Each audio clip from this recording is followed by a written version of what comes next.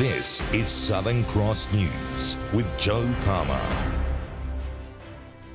Good evening everyone and welcome to Southern Cross News. In a major blow for Tasmanian jobs, 100 positions are set to go from Vodafone. The redundancies come just 3 years after the telco opened a $200 million Hobart call centre, boosting its employee numbers.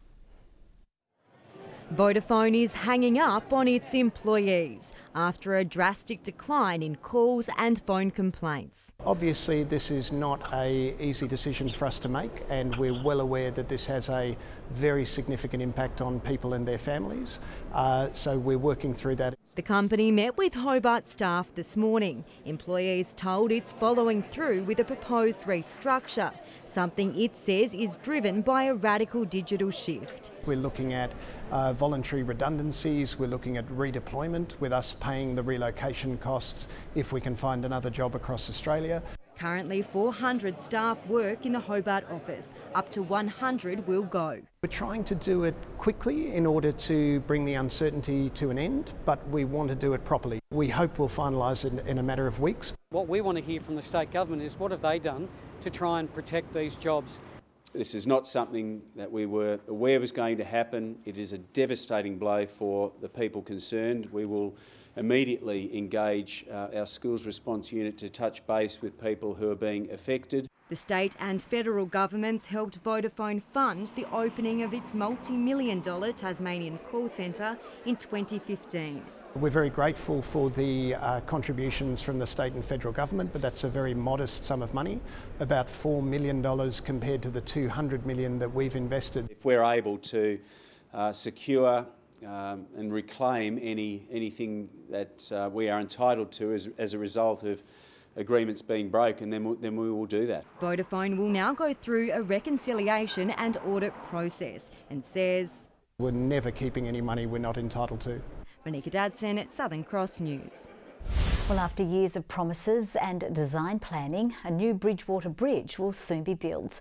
The federal government will commit the majority of funds to replace the infrastructure in tomorrow's budget. But the state opposition isn't convinced construction will start anytime soon.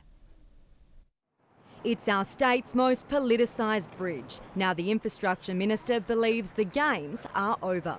The biggest hurdle was the funds. We've secured the funds and now we'll get on with it. It's needed upgrading for many years.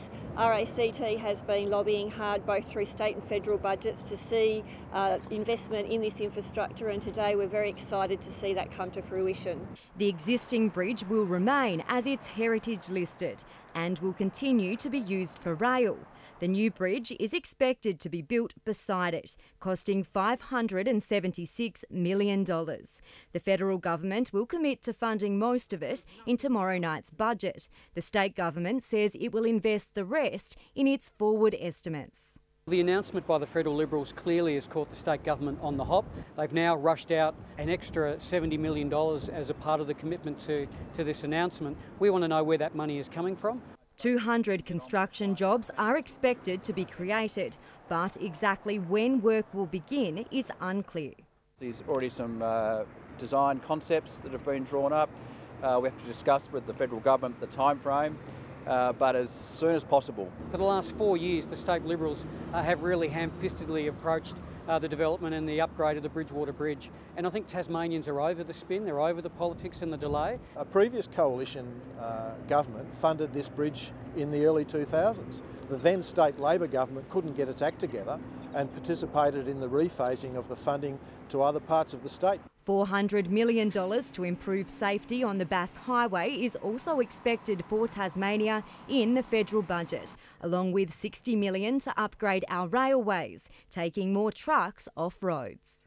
This will specifically allow us to effectively upgrade 35 level crossings, further input rail, sleepers, ballast, upgrade culverts, re-strengthen bridges.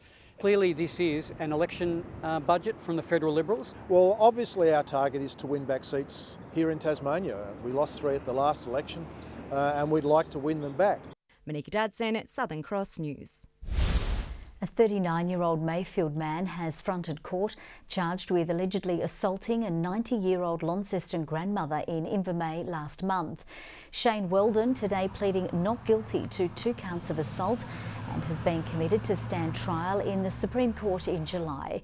He's also been charged with aggravated burglary, stealing and assaulting a police officer, but is yet to enter pleas to those charges. Mr Weldon remains in custody. Throughout Launceston's CBD, there are dozens of vacant second-storey office and commercial spaces that have been sitting idle for generations. But now there's a new multi-million-dollar plan on the table to reinvigorate them and develop the apartments into family homes. As you walk through the CBD, you'd be forgiven for not even noticing the hundreds of hidden gems just like this one. Empty floors that haven't been used for years, that could soon be your new home. There's a lot of people starting to move from Sydney or Melbourne, wanting to come to a smaller city, a city of our size, and then to be able to be close to their services. The lots are providing the perfect opportunity for private developers to breathe new life into the city. This apartment, just 1 block from the mall, is one of more than 30 currently being built. It'll be a multi-storey, 4-bedroom dwelling with prime city views. When it's finished, it'll be top of the range modern apartment. It'll have 3 levels, accessed off the Kingsway, and the apartment next door is similar as well. It's going to ensuite 4-bedroom study, nice big concrete decks overlooking Kingsway. The grand plan is for hundreds of these empty heritage floors to be developed into apartments, injecting millions of dollars into the Launceston economy. The roll-on effect will also provide a boost for cafes, restaurants and businesses, while also helping ease the city's housing pressures. So we can really take Launceston 10, 20, 30, 40, 50, 100 years forward, but plan for it now and know the picture of Launceston we're going to have. Opening the prime land up to be developed has been a contentious issue for the council for decades, but now it's full steam ahead. We've got a plan in place and our council is working very closely with the Chamber and with the businesses to ensure that we can have the businesses that want to do it in a way that's efficient. We're actually seeing it happen, and it's really exciting for Launceston. This will bring people to live in the city, will bring that vitality, that economic vitality, that social cohesion. It's very, very positive for Launceston. Jessica Moran, Southern Cross News. Tourism Tasmania is set to embark on its most expensive tourism drive, spending $6 million to entice more visitors to our state. The multimedia Go Behind the Scenery campaign will be shown across parts of eastern Australia, with hopes to top the 1.25 million tourists who visited last year. This is the latest in a string of campaigns designed to draw visitors south. We've done a lot of work identifying the right customers that are going to travel further and spend more. Tourism Tasmania forking out its biggest spend yet, $6 million on the cross-platform campaign, running for 16 weeks across urban markets on the east coast of Australia. Tasmania is seen as a place that perhaps might be a little quirky. It's very interesting and it's a place that is unlike any other across our country. Designed to entice visitors who will spend big in winter and spring in an attempt to top the over $2 billion spent by the 1.25 million who came last year. It's those people who connect with what Tassie has to offer. You know, the wonderful nature, great food and wine, that quirky, different atmosphere that our people bring to it. But it's this wild wilderness which saw thousands flock to a Hobart rally yesterday. And this icon of that natural planet on the back door of this great city, which tells us about the wildness, the remoteness, the thing that makes Tasmania already internationally famous. Opposing the Mount Wellington cable car, a development the government maintains is supported by its voters. Having a robust democracy reminds us all about why it's so special to live in this place, how we do need to be careful about how we manage our assets, but how we also need to seize opportunities about taking our state forward. Louise Hedger, Southern Cross News. Service stations across the state are now required by law to advertise the full price of fuel rather than the discounted price on petrol price boards. The change officially came into effect today after legislation to change Tasmanian consumer law was passed late in 2017. The RACT says inconsistent fuel price board information made it difficult for motorists to compare petrol prices or even to know what they would pay for their fuel when filling up. Tasmania's Anglican Church has today released location details of a preliminary list of churches and properties to be sold off to fund compensation for victims of child sexual abuse. Despite lobbying from the Anglican bishop, the Premier is yet to commit to the Commonwealth Redress Scheme, saying he needs to finalise the government's checks and balances before doing so. From Evandale to Sandy Bay, these are just some of the 78 churches which may be going under the hammer across the state. The way we have determined the list of properties is to determine their viability. The Anglican Church estimates its liability to survivors of child sexual abuse is over $8.5 million. We're going to fund this through 25% of the proceeds of sale of 108 properties, including 78 churches. The rest to come from church funds and contributions from congregations. The 75% left over from the sales will go towards ensuring the sustainability of parishes considered viable. What we're hoping to do by sharing the burden is to enable the ministry of the Anglican Church in Tasmania to continue and all the good work that our churches do. Richard Condy says he recognises there will be concerns amongst regional communities, but parishes can apply to be exempt from the sales. We're very compassionate towards this grief of people who spent a lot of their lives involved in these church buildings. The final list will be decided in December. Meanwhile, the Premier is yet to commit to sign up to the Commonwealth Redress Scheme. We need to work through the detail. This cannot be a case where you say, oh, we'll just sign up to something without properly working through the detail. Well, other states have signed up to it. Other states have committed to the victims and to the churches to ensure that there is certainty. What we're asking for is certainty. We're waiting to find out if we can join the scheme, which will have to happen either by them joining the scheme or by them passing enabling legislation for us to do so. Louise Hedger, Southern Cross News. Tasmania has the second highest rate of deaths from cancer in Australia. Community members around the state today lending a helping hand and head to the cause. Money for new therapeutic treatment has been donated to the Cancer Council, while students have shaved their heads for the Leukemia Foundation. Exactly 12 months ago, Lachlan Godomski's 21-year-old brother Alex died of bone marrow cancer.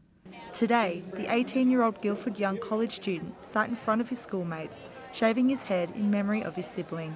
It's been a year since his passed. I thought instead of doing nothing, you might as well do something positive. And being at school with all my friends and staff is just nice, rather than just sitting at home. This is the 8th year the school has taken part in the Greatest Shave, raising nearly $20,000 for the Leukemia Foundation. The principal also playing his part with some paint. Oh, look, I think it's fun, and it's also an opportunity for us to do something a little bit silly to raise awareness about a really important issue and also raise some funds. It's all about awareness, because someone will be affected by blood cancer in their lifetime, whether it's a friend or family member, and it gives them something to build on and support those around them in the community. Generosity of another kind on display with the new Cancer Treatment Centre in Hobart introducing an oncology massage therapy table for physical and emotional relief. When you have cancer, there's quite an assault on your body, both from the disease and from the treatment. So the oncology massage just feels really nice. Aurora, Tasmania, donating from a $5,000 grant program to the Cancer Council to fund the project. Aurora have been a fantastic support to Cancer Council Tasmania for the last couple of years. So they're offering emotional, physical and of course financial support to our clients. So we're very, very thankful for the support that they give us, but in particular the support they're giving our clients. Community giving for an important cause. Ruby Kamain, Southern Cross News. He's one of the best doubles players to ever take to the court, and today Todd Woodbridge shared his passion for the sport with the next generation of Tasmania's tennis stars in Hobart as part of the Tennis Hot Shots Racket Roadshow. Today, I mean, they're only young and they've got no idea who I am or what I did, but I brought some big gun trophies with me. I bring the Davis Cup, I bring a Wimbledon trophy, and I bring Olympic medals to kind of highlight what's out there and you're able to do with tennis.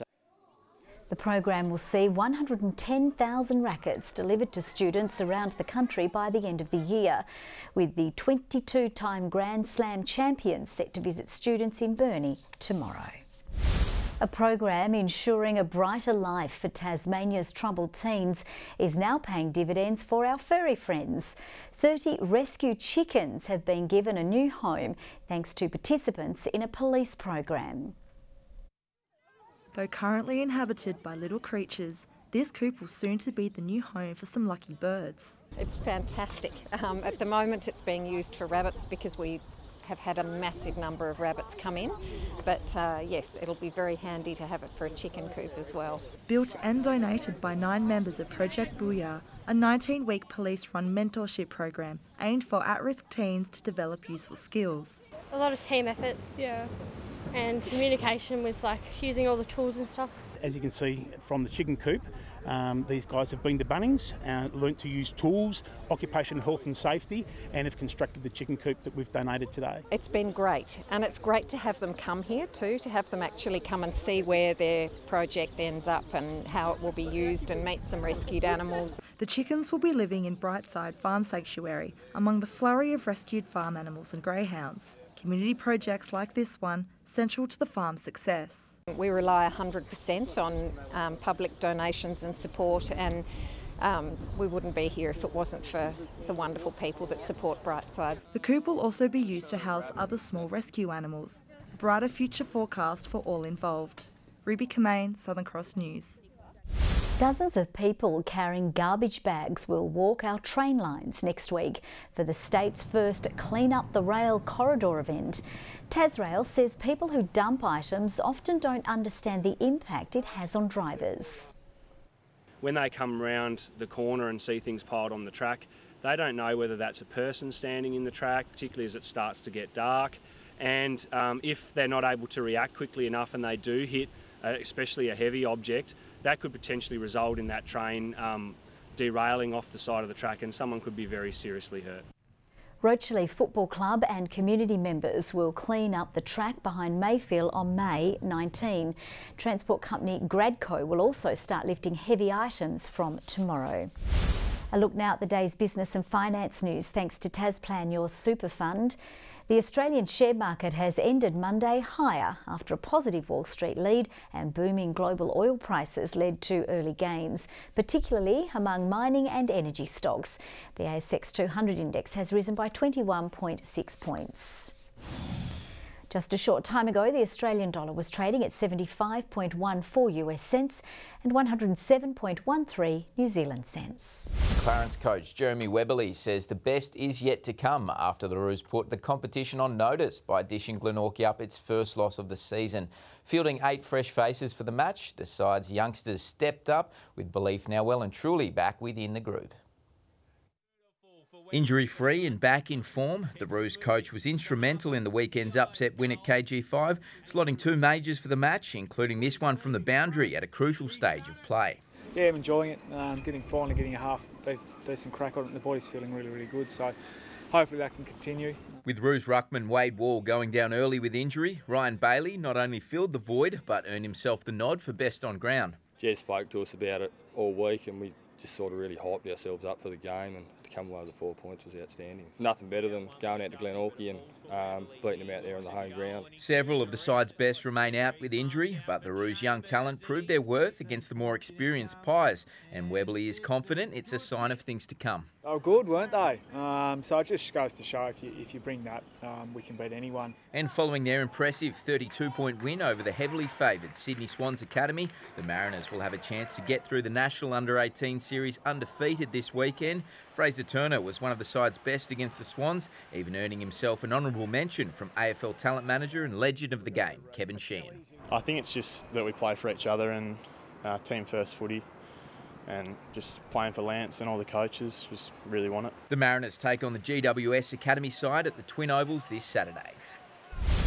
And the votes are in for Player of the Year in the TSL after round 6, with Ryan Bailey's efforts during Clarence's win over Glenorchy earning him the 3 votes. Jay Blackberry was judged best on in Launceston's thumping of the Tigers at Windsor Park, while Alex Heavey proved the standout for Lauderdale as they easily accounted for North Hobart. To the leaderboard, and Glenorchy's Daniel Joseph is now 2 votes clear of Launceston's Brodie Palfreman and Mitch Thorpe. Launceston City are back on top of the NPL table following the side's thrilling 3-2 victory over Devonport Strikers at Valley Road on the weekend. City now remain undefeated this season, and coach Jez Kent is confident they can maintain the momentum deeper into 2018. Definitely didn't anticipate to be top of the ladder. Boys are playing to their potential. So, yeah, we take what's coming at the moment. Kent and his men take on second-placed Hobart Zebras on Sunday. Good evening. Hope your Monday went well, apart from the weather cracking up a little bit. Hobart did reach 21 though, Launceston, Burnie and Devonport 18 today. 22 was the high at Denali and Campania as the overnight showers gave way to a cloudy, windy day. Friendly Beaches and Grove 21, Ouse 20, Flinders Island 19, King Island and Smithton 18 degrees. Low Head and Strawn reached 17 and Lyowini a top of 10. High cloud today over most of Tasmania, low convective cloud mostly over the north and east as it streams off. All the cloud over our region and to the west is due to a front and low over the Bight, which is cloud over Victoria, along with South and Western Australia. A high over Eastern Australia brought onshore coastal cloud to the eastern seaboard. Tomorrow, one cold front's through, another one is set to cross Tasmania. Surface troughs sit down Queensland into New South Wales and also over northern WA. Now these winds, west-southwesterly at 20 to 30 knots and up to 40 knots over the south tonight, easing in the morning before shifting northwesterly in the afternoon, with the swells getting up to 5 metres in southern waters. A gale warning tomorrow for waters between Wineglass Bay and Low Rocky Point, a strong wind warning for all remaining coastal waters apart from the far northwest coast, a small craft wind alert for the lakes. But of course tonight that severe weather warning is current for those damaging winds. And for tomorrow, Hobart can expect a partly cloudy day and 16 degrees, 16 the top for Adventure Bay, a bit windy but it'll ease. Tarraleah 13.